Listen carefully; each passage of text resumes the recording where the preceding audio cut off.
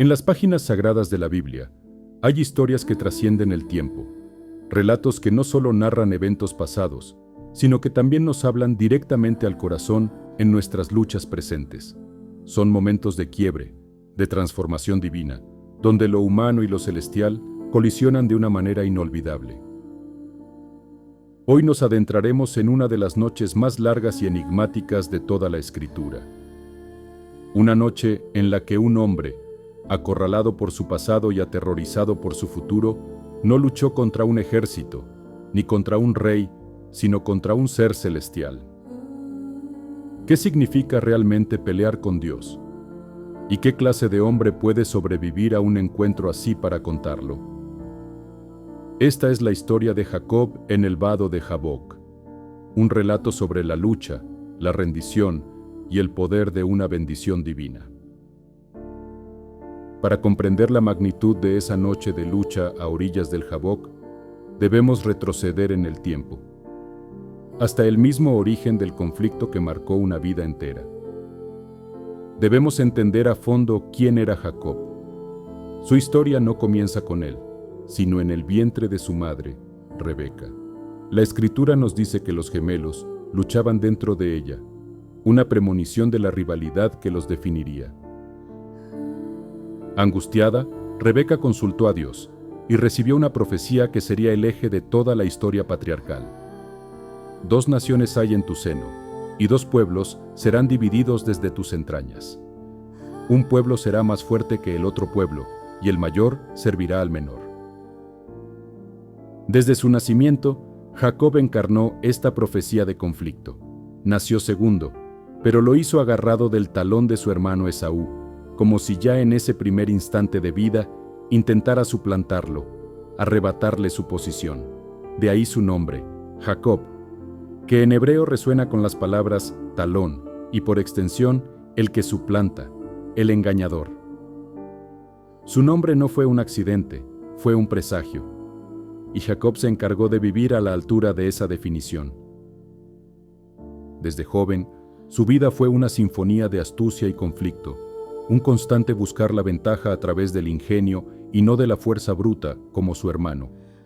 Y fue a través de 2 actos de engaño, cada uno más grave que el anterior, que selló su destino como fugitivo. Su primer gran engaño se cimentó en un momento de debilidad de su hermano.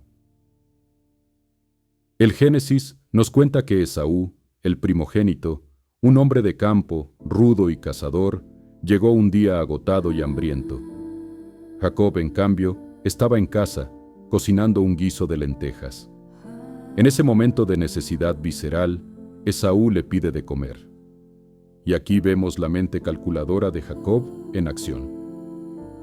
En lugar de un acto de caridad fraterna, ve una oportunidad. Le dice a Esaú: «Véndeme en este día tu primogenitura». La primogenitura no era un simple título, conllevaba el doble de la herencia y, lo más importante, el liderazgo espiritual y familiar. Era el pacto de Dios con Abraham e Isaac. Pero Esaú, consumido por el hambre, despreció su herencia. «He aquí yo me voy a morir», exclamó. «¿Para qué pues me servirá la primogenitura?». Y por un simple plato de lentejas, un alivio momentáneo, vendió su destino eterno. Jacob selló el trato con un juramento, demostrando una frialdad y una ambición que ya definían su carácter.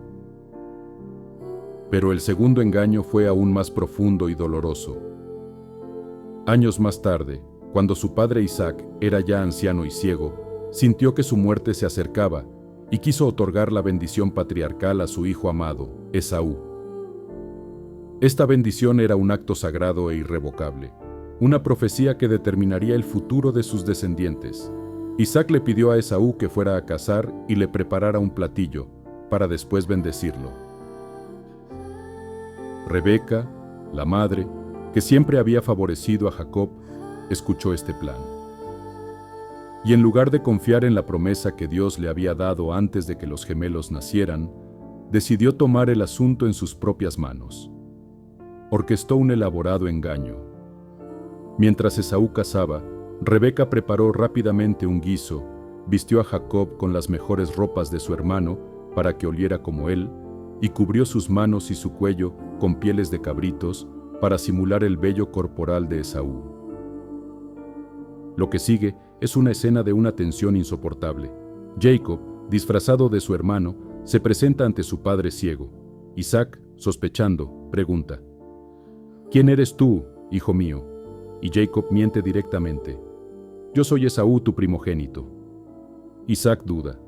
La voz es la voz de Jacob, pero las manos son las manos de Esaú, dice, palpando las pieles de cabrito. Le pide que se acerque, lo besa, huele la ropa de Esaú y finalmente convencido, pronuncia la bendición. Le otorga a Jacob el rocío del cielo, la grosura de la tierra, el dominio sobre naciones y, crucialmente, el señorío sobre su propio hermano. Apenas Jacob había salido, llegó Esaú con su guiso, solo para descubrir que la bendición, su futuro, le había sido robada. El grito de angustia y amargura de Esaú al descubrir la traición resuena a través de los siglos.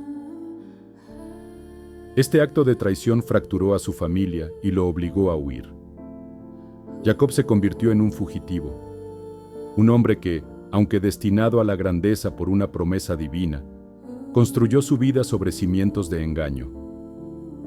Pasó 20 años lejos de su hogar, sirviendo a su tío Labán, quien resultó ser un maestro del engaño aún mayor que él.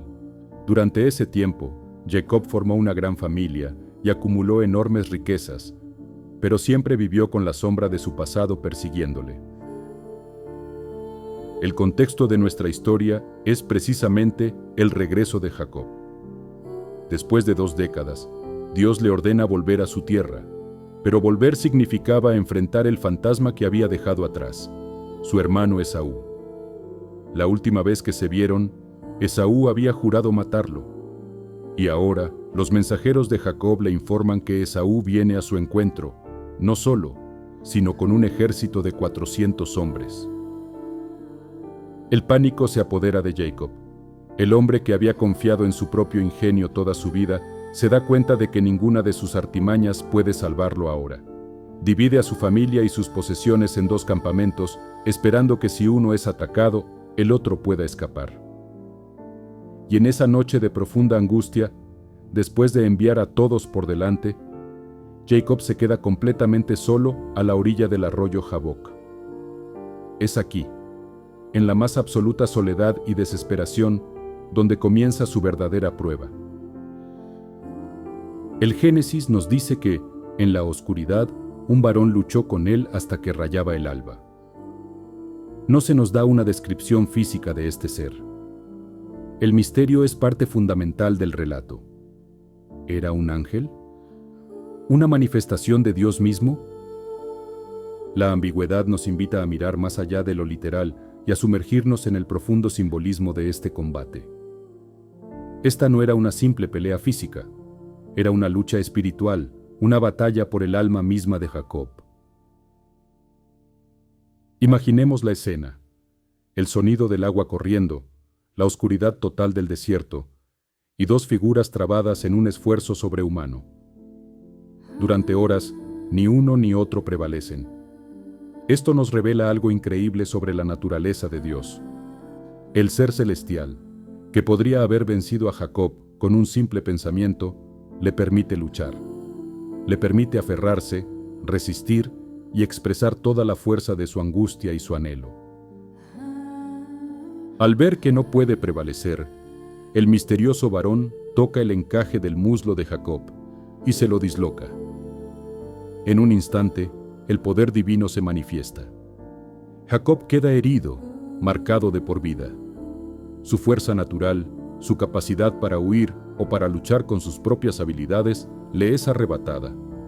Ahora no puede hacer más que aferrarse. Su lucha se convierte en un acto de dependencia desesperada. El ser celestial le dice: «Déjame, que ya raya el alba». Pero Jacob, quebrado físicamente pero con un espíritu inquebrantable, le responde con una de las frases más poderosas de la Biblia: «No te dejaré si no me bendices». En ese momento, Jacob deja de ser el suplantador. Ya no intenta robar una bendición. La pide con un corazón rendido y humilde. Reconoce que la única cosa que puede salvarlo no es su astucia ni su fuerza, sino el favor divino. La pregunta que el ser celestial le hace a continuación es crucial. ¿Cuál es tu nombre? Al decir soy Jacob, él está confesando toda su identidad. Soy el engañador, el suplantador, el que ha vivido una vida de mentiras. Es en esta confesión, en este acto de total vulnerabilidad, que recibe su nueva identidad. No se dirá más tu nombre Jacob, sino Israel, porque has luchado con Dios y con los hombres, y has vencido. El nombre Israel puede interpretarse como el que lucha con Dios, o Dios lucha. Jacob no venció por su propia fuerza, sino que venció al rendirse. Venció al aferrarse a Dios cuando no le quedaba nada más. Su mayor batalla no fue contra Esaú, ni siquiera contra el ángel. Fue contra sí mismo, contra su propia naturaleza. Jacob sale de ese encuentro como un hombre nuevo, cojeando, físicamente más débil que nunca, pero espiritualmente transformado. La cojera sería un recordatorio perpetuo de esa noche, un sello de su encuentro con Dios que le enseñaría a depender de Él por el resto de sus días. Ya no caminaría con la arrogancia del hombre autosuficiente, sino con la humildad de quien ha sido tocado por lo divino. Este relato nos enseña que nuestras mayores crisis son a menudo el lugar de nuestros encuentros más profundos con Dios.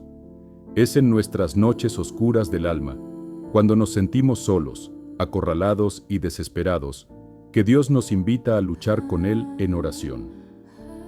Nos permite expresar nuestra frustración, nuestro dolor, nuestro miedo, y nos pide que nos aferremos a sus promesas, incluso cuando todo parece perdido. La bendición que Jacob recibió no fue necesariamente un cambio en sus circunstancias. Esaú y sus 400 hombres todavía estaban en camino. La bendición fue un cambio en él. Le dio una nueva identidad, una nueva perspectiva y una nueva fuente de fortaleza. Le enseñó que la verdadera victoria no se encuentra en evitar las pruebas, sino en aferrarse a Dios en medio de ellas. Así como Jacob, todos llevamos luchas internas, conflictos que nacen de nuestro pasado, de nuestros errores y de nuestros miedos. Y al igual que él, estamos invitados a llevar esas luchas ante Dios, a ser honestos, a confesar nuestra identidad y a no soltarlo hasta que recibamos su bendición. Una bendición que nos transforma, nos da un nuevo nombre y nos permite caminar, aunque sea cojeando, hacia el propósito que Él tiene para nosotros. El encuentro de Jacob en Peniel, que significa el rostro de Dios, es un poderoso recordatorio de que es posible ver a Dios y vivir. No porque seamos dignos, sino por su infinita gracia. Es una invitación a dejar de huir de nuestro pasado y a enfrentar nuestro futuro, no con nuestras propias fuerzas, sino sostenidos por la mano de aquel que nos ama y nos transforma en medio de la lucha. Gracias por acompañarnos en este estudio profundo de la Palabra de Dios. Si esta reflexión ha tocado tu corazón, te invitamos a suscribirte al canal y a activar la campanita, para que juntos sigamos descubriendo las verdades eternas que la Biblia tiene para nosotros. Que la paz de Dios sea contigo.